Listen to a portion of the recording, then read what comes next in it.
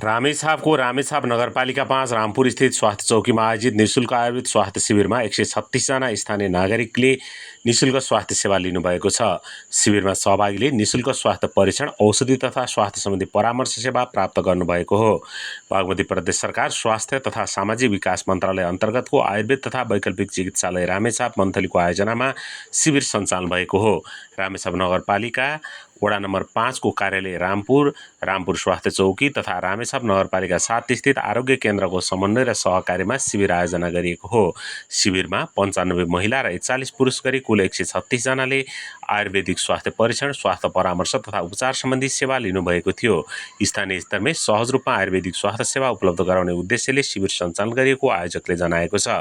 ग्रामीण क्षेत्रमा स्वास्थ्य सेवाको पहुँच विस्तार गर्ने उद्देश्यले आयोजना गरेको शिविरबाट स्थानीय नागरिकले आफ्नै गाउँमा स्वास्थ्य परीक्षण तथा चिकित्सकीय परामर्श साथै निशुल्क औषधि प्राप्त गरेका छन्। शिविरमा रामेछाप नगरपालिकाका प्रमुख लवश्री न्यौपाने, उपप्रमुख बालाकुमारी कार्की, चिकित्सालयका अध्यक्ष नवराज फतिक लगायतको सहभागिता थियो। चिकित्सालयका निमित्त प्रमुख दीपक कार्कीको नेतृत्वमा चिकित्सक तथा स्वास्थ्यकर्मीको टोलीले शिविरमा सहभागी नागरिकलाई स्वास्थ्य परीक्षण, परामर्श तथा उपचार सम्बन्धी सेवा प्रदान गरेको थियो।